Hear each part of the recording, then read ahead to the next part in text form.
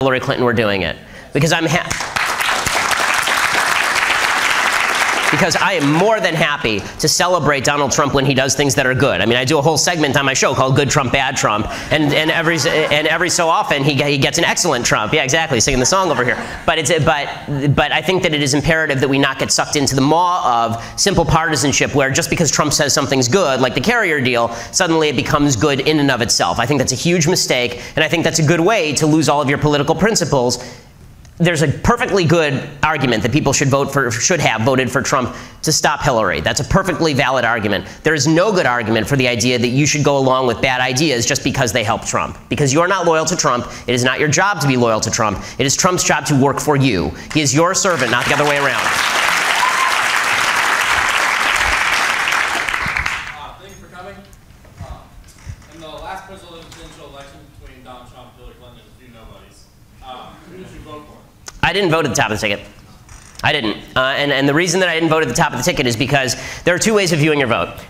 Way one of viewing your vote is that your vote is a coupon that expires November 9th. That if you don't vote, then your vote was meaningless anyway, so who really cares? That's one way of viewing your vote. So you do the lesser of two evils. Trump was the lesser of two evils. By the way, I agree that for the next 4 years, Trump was the lesser of two evils. That was an argument with which I actually agree. The other way of viewing your vote is that it is a sign of moral approval of the person for whom you are voting. And especially for somebody like me in public life commenting about this stuff regularly, clearly the only reason people care about whom I voted is because they see my vote that way. I live in California. My vote didn't make one damn bit of difference. But the reason the reason people kept asking me, how are you voting, is because what they were looking for was for me to say my stamp of moral approval is on Donald Trump. And it wasn't. I'm sorry. So I hope he proves me wrong. I hope that he ends up being the most wonderful president that God ever created. I hope he turns out to be a much better person than he evidenced during this election cycle. I hope that he proves me wrong on every level. I really do, because for the sake of the country, I hope he does that. But I think that it was incumbent on me, particularly as somebody who does this every day, to call out what I saw was wrong and also suggest what I thought was right during the campaign. For example, I said that I thought his speech on race was excellent. I thought his speech on ISIS was excellent. But I thought that some of the things that he was saying were obviously things that Republicans have not historically been in favor of. That's how. So I didn't vote at the top of the ticket. He could earn my vote for re-election, but he's going to have to earn it. It's his job to earn my vote. I don't owe my vote to him. Let me just say, your podcast has made me a smarter and more objective person. I do agree that there is no institutional white privilege, but as the child of immigrants who followed a very different culture and living in a community with a lot of white people, few minorities, I noticed that there was a strong sort of division in whether I go with the white community's culture and my social aspect, I guess, at school and with friends is improved, or I stay loyal to my parents and obviously my relation with them is improved. Sure. And this is a track I've seen with many people. I'm Indian, many Indians, and people of other races in my hometown, in my college, etc. So don't you agree that there is some privilege to being sort of culturally homogenous with the rest of your community? Well, it depends on whether so the question is, when you say culturally homogenous with the rest of your community, I don't think that look, I think that you're going to have more friends if you keep the same holidays as everybody else. Okay, but that's not the same thing as they're going to stop you if you don't keep the same holidays as everybody else. So the point that I'm making is that if you make a good decision as a person of Indian descent, you are going to be rewarded similarly to a white person who makes those same decisions.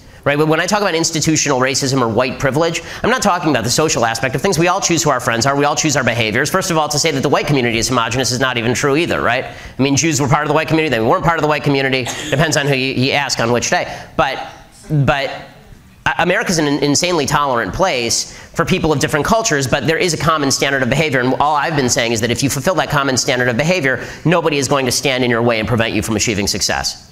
But I mean, look, your friends are your own, and you make the choice as to who your friends are going to be. Other people have the same right to do so. Thank you so much for all you do. There's a lot of different speakers on campuses, but I think by far you are the most substantive, principled individual on campus. That's very kind of you. Thank you. Your check is in the mail. I really put you along with Ted Cruz and my favorite, Mark Levin. I'm hosting a show on Wednesday, by the way, so that should be fun. Well, then here's my question. Would you consider Mark Levin's new platform of conservative review and conservative review TV I think you would be able to expand even more. We have a very good working partnership with Conservative Review and CRTV, and we're more than happy to work with them. And I mean, to be frank with you, we talk with them a lot. So so it's not like I've never seen. I mean, this is actually something that's important for the whole conservative community. So it's not just parochial inside business talk. Everybody sort of tends to see the conservative movement as a fixed pie, and we're all competing with each other. And I've never seen it that way. You can visit Conservative Review. You can also visit Daily Wire. I encourage people to subscribe to Conservative Review, and I encourage people to operate within all of these various groups. Well, thank you, and I needed something to get rid of Breitbart from the alt-right.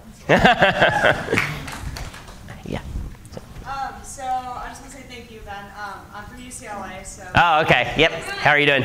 Good, good. So I have a question that was more kind of policy. I see the UN as kind of a globalist, overreaching, redefining Yes. organization. Yeah, just the whole state of Jerusalem, not defining it as part of Jewish history. Mm-hmm. So my question was, what do you think the U.S.'s involvement with the UN should be in the future? I think the UN is disgusting. We should disband it.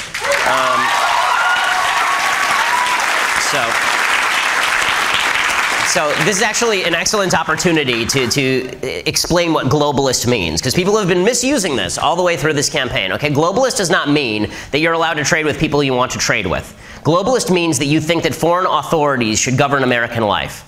Right? That's what globalist means. Globalist means that you think that international law should govern inside the United States, or that the international community should decide what's good for us, and that's a bunch of crap. But that has nothing to do with free trade. Free trade is the idea that I should be able to trade with whom I want as an individual. And so people have been saying globalist when you say, okay, I want to sign a trade agreement with China, for example, that will allow both of us to trade in mutually beneficial agreements. That is not the UN sitting there telling Americans what is good for them. It's the United States government getting out of the way of me doing business with people with whom I want to do business. So the easiest free trade agreements, that you really shouldn't need 1,000-page free trade agreements. Free trade agreements should be, I agree to trade with you. Right? That's all. But as far as the UN, there are certain. This is not to argue against international institutions. It's to argue against the moral authority of an international institution that puts Sudan on the Human Rights Commission. Right? The idea that all nations should have an equal say in how things go, including despotisms, that's silliness, and that's the basic idea of the UN, and that's why they consistently are siding with the world's worst human beings. Hi, Ben.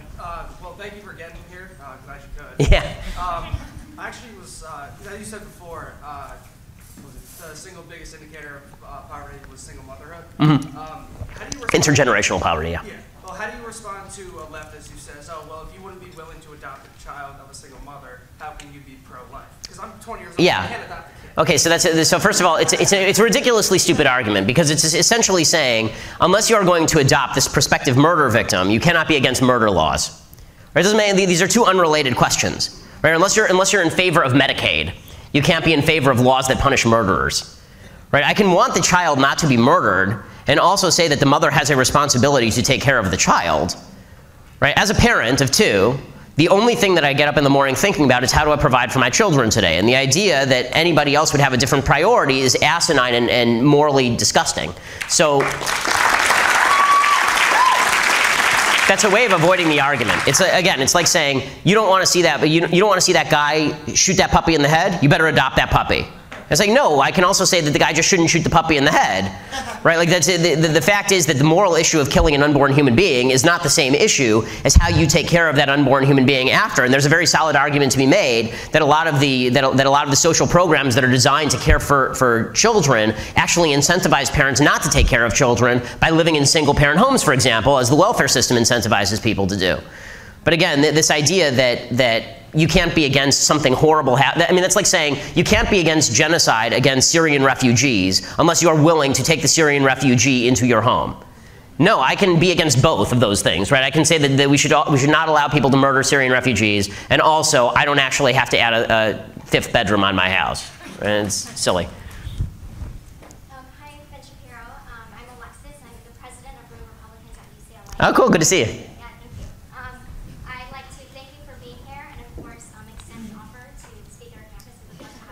Oh yeah, more than happy to speak there.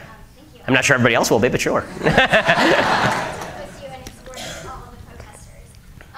my question is, how exactly do you feel about President-elect Trump's his picks for his cabinet? I think his cabinet picks have been largely very good.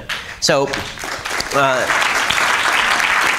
So what'll be interesting to see is sort of looking at how Trump has, there are two ways of gauging Trump so far as president-elect, and he hasn't really done anything yet because he's not the president yet. There's two ways of gauging how he's done. One is his cabinet picks, and the other is the stuff that he does that's not his cabinet picks.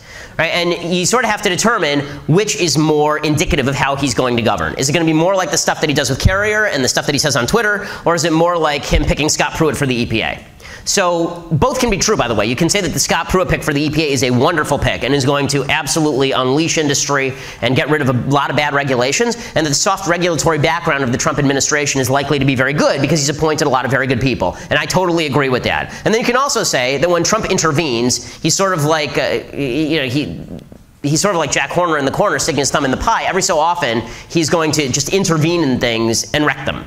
And so that's what I see from Twitter, and that's what I see from the Carrier deal, but maybe he won't do that. So the way I've gauged it so far is that his cabinet picks are like 80-20 really good. I think the Tillerson pick is not good for Secretary of State. I think Tillerson is, there's only one reason Trump picked Tillerson, and it's because of his closeness with Putin. It really is the only reason he picked him, because the fact is, it was not people who say, well, he's a great businessman. I agree, he is a great businessman. But the task was not pick the best CEO of Exxon you can find. It was pick the best person to handle foreign policy.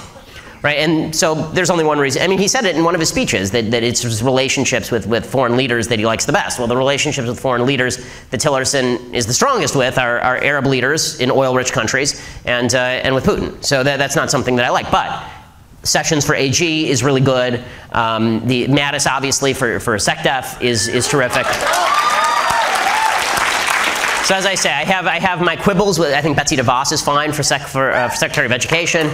I have no idea why Ben Carson is qualified for Secretary of Housing and Urban Development, other than the very awkward position where he's black. But it's not to be politically incorrect, but I'm going to be politically incorrect. Okay, Ben Carson got picked for that position because he once lived in a house in a city and is black. I mean, Surgeon General would have been a great position for Ben Carson. Housing and Urban Development, I'm not sure, but it's.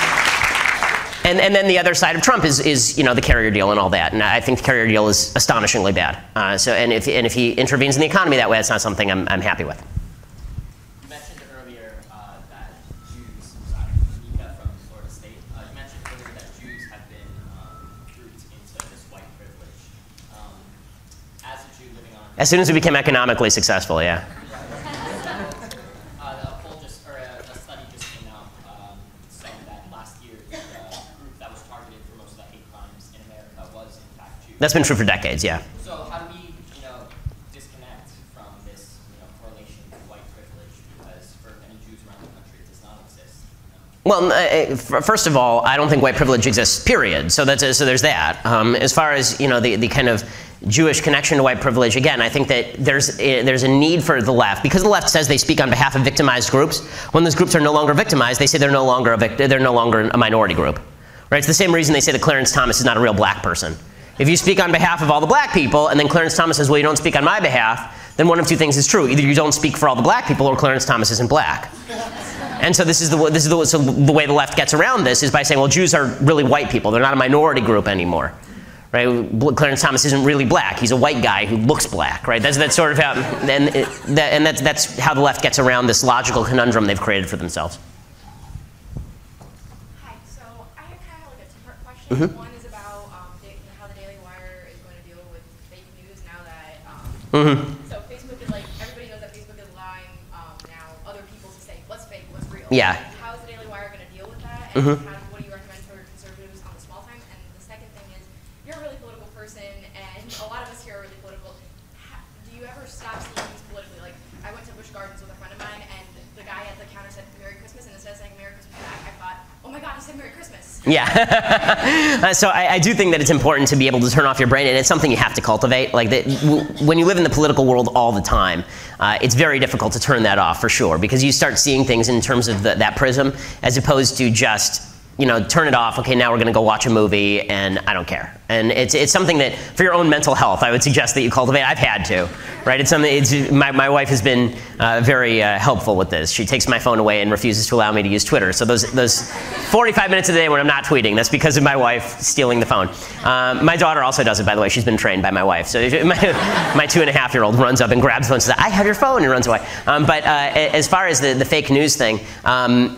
The Facebook fake news plan here is really bad. So their plan is they want to have PolitiFact and FactCheck.org and ABC News and WAPO be the fact checkers. And the problem is, historically, those fact checkers have been extraordinarily biased politically. They don't just check a fact, they check the implication that they think people are drawing from the fact, or they just fact check a headline that has a different political angle on the same fact instead of the underlying fact. So we're going to have to look at that very carefully, obviously. If it starts being that headlines that are true, the left just doesn't like, if those headlines are being labeled fake news, then conservatives are going to have no choice but to actually start thinking about how do we build an alternative to Facebook, which is very difficult because Facebook as a platform is something that's grown more powerful as more and more people have joined it. Starting from scratch is really difficult. So, but that is the trouble with living on platforms created by the left, unfortunately. Hi. I'm a devout Catholic. Obama's healthcare bills and mandates restricting Catholics in terms of practicing religious freedom, really religious freedom all across the country. Yes. Have been really offensive, I would say. Yeah. And so, and I was thinking about like the other side of the coin, and so I'm wondering, with regards to religious freedom, what is its boundary? Like, for example, if a religion decided that its followers needed to kill anyone who didn't subscribe to that religion, or beat anyone who didn't subscribe to that religion, what is the line that you Okay, so and what document or documents? So I mean, I have a very libertarian approach to pretty much everything when it comes to government. So so my basic rule is you get to swing your fist in the air as much as you want until you hit somebody in the face. So obviously, if a religion is telling people that you should kill other people, and people are killing other people, then you have to talk about, you know, whether that religion is promoting violence, for example, or whether the adherents of that religion are committing acts of violence. The idea that the government has a right to tell you what to do, though, you know, when you're not violating anybody else's rights, when you're not violating anyone else's sovereignty, that's a different thing. You know, the idea that I get to sit around, that the government should be able to tell a baker that the baker has to provide a cake for a same-sex couple or a same-sex wedding, that's absolute nonsense, because you don't have a right to buy a cake from me. But I think that's true without regard to religion, by the way. I think that I should be able to refuse service to whomever I want. Now, the left has a problem with this, because the left says, oh, all these evil, discriminatory white people will then discriminate against black people. To which my answer is, okay, good, let them do that, the evil, discriminatory white people, and then they'll go out of business. Because they're essentially imposing a self-boycott. Right? They're actually hurting themselves economically in order to promote some idiotic agenda. And by the way, if you think that you can't find a baker across the street who's going to bake the cake for the gay wedding, you're out of your mind. And if you think that you're not going to be able to find a place to rent in the United States that will rent to black people, you're also crazy. The fact is that the reason that the South imposed Jim Crow, like the left, they're such liars when it comes to history. The left suggests that Jim Crow was an extra governmental authority. That's not what Jim Crow was. Jim Crow is a set of laws and regulations that forced businesses not to engage in certain types of commerce with certain types of people. The reason they had to have those laws in place is because businesses would have just catered to black people. Right? When Woolworths was boycotted in 1960, to give a prescient example, Jim Crow was still in place, and Woolworths desegregated because Woolworths said, we don't want to pay the economic cost of not serving black people. And that was before the Civil Rights Act of 1964. So this idea that the government has to go around telling people who they can engage in business with and who they can't engage in business, it's a two-edged sword, and it's fun and games. So the power of government is always like the ring from Lord of the Rings. Everybody wants to wield it, but in the end, anybody who wields it is corrupted by it, and the only way to fight that is to destroy it and throw it into the fiery chasm from whence it came.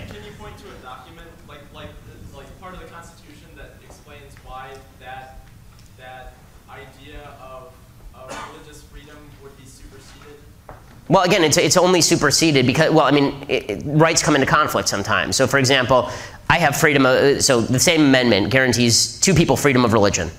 What if my freedom of religion suggests that my religion is to violate your freedom of religion? Well, then the principle of freedom of religion no longer exists, right? It's freedom of your religion, not freedom of my religion. So whenever you have two rights that come into conflict, you have to say that whoever is the aggressor against the right is the problem.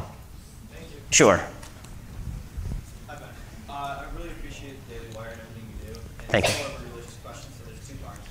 So, since the role of the Messiah is to help other nations come to know the one true God, and Israel has had the same role, if a large portion of Israel doesn't accept Jesus as the Messiah, why can't God's plan go out to the nations? And also, what are your thoughts on Messianic prophecy and Christianity's claim that it predicted Christ and was fulfilled by the person of Jesus Christ, whose life, death, and resurrection? Right, so if you want me to talk theology, I mean, it's sort of a different conversation, but the short answer is, as a Jew, I don't believe in the New Testament, right? I mean, that's just the basis of my religion. That's not a rip on anybody who does believe in the New Testament. I think that Christianity is the basis of the greatest country that God ever created. But that doesn't, but the idea, but I mean, if you want me to get into like the ins and outs of reading the Old Testament in Hebrew, I can do it. Right? I mean, I can talk about why I think Isaiah is mistranslated when it talks about, you know, a child will be born unto a virgin. That's not actually the word in Hebrew for virgins, Betula versus Nara. Like, I can get into that stuff, but I don't think people are super interested in that. But let's put it this way. I appreciate that you care so much about my soul that you're reaching out that way. So thank you. Yes. Okay, so how do you see the future of the conservative movement, or more specifically the Republican Party, going into the next few decades here, considering our generation, at least from what I've seen, has been a lot more libertarian, yes, more Tea Party leaning than I think even the Republican Party 10 years ago. So I think that there's two ways that the Republican Party can go. One is, are they going to fall to God worship of any particular figure? And the other is, are they actually going to figure out what their set of principles are? And you know, that's not unique to Trump, by the way. We fought this during Bush also. There are a lot of people who are willing to go along with No Child Left Behind and Medicare Part D. It's not unique. I mean, the idea that it's unique to Trump is not really true. Trump may be a more extreme version of that when you see the polls shifting 56% in favor of approval of Vladimir Putin. It's sort of disturbing. But you know, but as far as the future of the conservative movement in the Republican Party, I think that where it's going is a sort of conservative libertarian mind meld. And what I mean by that is that conservatives are going to have to acknowledge that a lot of the things they thought government was good for promoting, government just sucks at. Right? And so when we say things like government can promote marriage, no, government really is not capable of promoting marriage. It's been terrible at it. If government would have promoted marriage, we wouldn't have the catastrophic breakdown of marriage that we've had, obviously. So the government should just get out of that business, right? So that's the conservative concessions of libertarians. And what libertarians are going to have to concede and recognize is that you do need a solid civil society in which religion plays an important role outside of government. And so I think if both sides can acknowledge that, then you'll end up in a place where I think a broad majority of Americans actually basically agree with that. I think most Americans actually agree, get out of my business, but I have the stuff I do with my community, and that's my business. Hi, such a pleasure talking to you. Oh my God, I'm so excited. As a Zionist and a conservative Jewish American, how do you think the American Jewish community will progress while Donald Trump is in office, and how do you think he will actually impact Israel? So, I mean, I love the guy he just picked as his ambassador. David Friedman's great. So that is, so that's excellent Trump, right? I mean, in good Trump, bad Trump, he's excellent. That's a very good pick by Trump. I don't know what his foreign policy is going to look like, because I don't think anyone can say with real specificity what his foreign policy is going to look like, including Trump.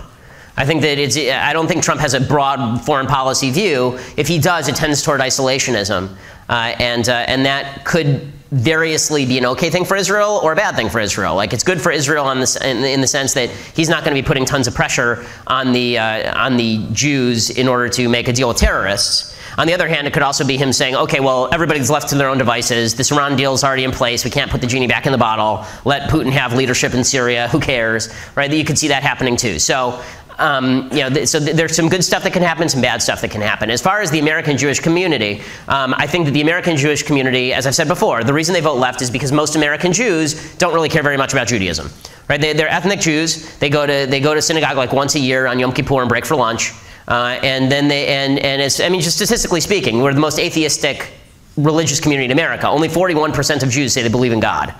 Right? So the reason that you have this political breakdown, and as you get more observant on the Jewish scale, you tend to get more Republican on the Jewish scale. What you're going to see from Trump, and you have seen it, is people looking for an excuse to ignore the fact that the Democratic Party has moved radically anti-Israel in recent years, with people like Keith Ellison, and so there are a lot of Jews who don't really care so much about the principles, but care more about the aesthetics, who say things like, look at Donald Trump and his association with Bannon and the alt-right, and so that's an excuse for me not to support Donald Trump, right? Do you think that the current Jewish agencies are effectively working to combat these problems within the community? No, of course not. I think the current Jewish agencies are largely a flaming garbage heap. I mean, I think that they're partisan hacks too. I mean, I've been very critical of AIPAC, for example. I think AIPAC should have been doing much more during the Iran deal, and they didn't because the heads of AIPAC are all Democrats. I think that you've seen that from Hillel, which is a campus organization that has attempted to embrace J Street, which is a wildly anti-Israel organization. So no, they're not doing enough. Hi, Ben. Howdy. You're one of my favorites. I'm really excited to talk to you. Love your show. you're great.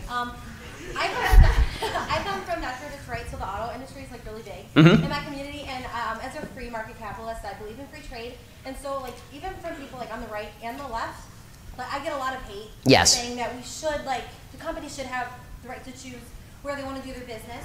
I was wondering how to combat these without being called like an anti-American or be looked at as someone who hates like the country. Okay, so first of all, statistically speaking, the vast majority of manufacturing jobs that have been lost due to automation. They've not been lost due to outsourcing.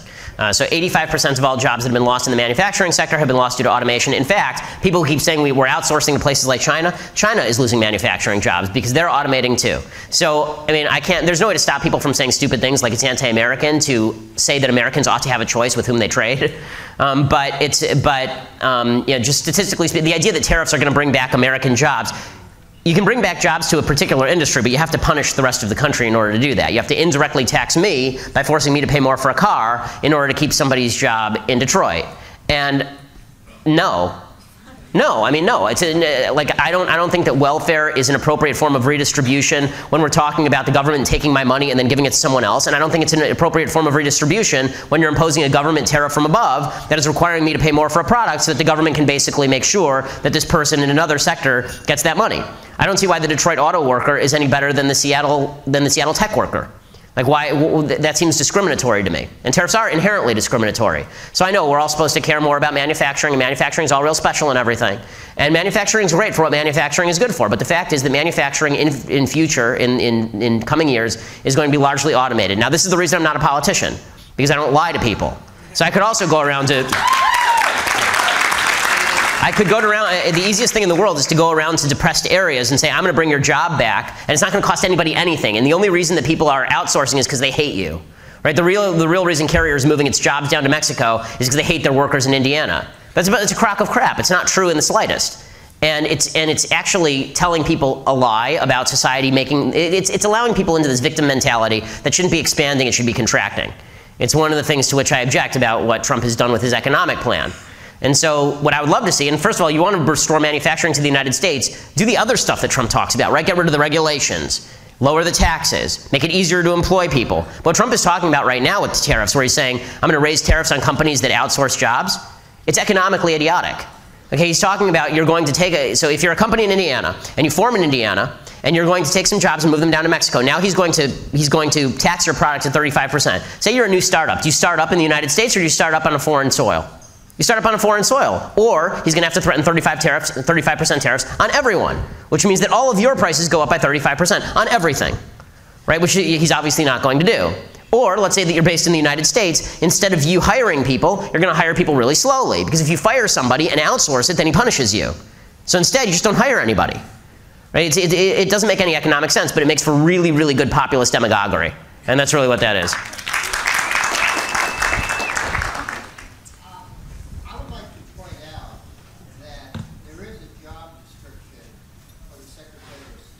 Yes. Very few journalists are aware of it. The Secretary of State is primarily a CEO. The Department of State is a vast aggregation of entities and obscurities and what have you. I'm the Foreign Service Office. And I think that the selection of a CEO-type leader instead of a political entertainer sort of Hillary Clinton-type personality. Well, obviously, I wouldn't want Hillary at the head of the State Department. She lost $6 or $7 billion. Yeah, she's a disaster. And I'm not arguing against the presence of a CEO. I'm arguing against the presence of this CEO. But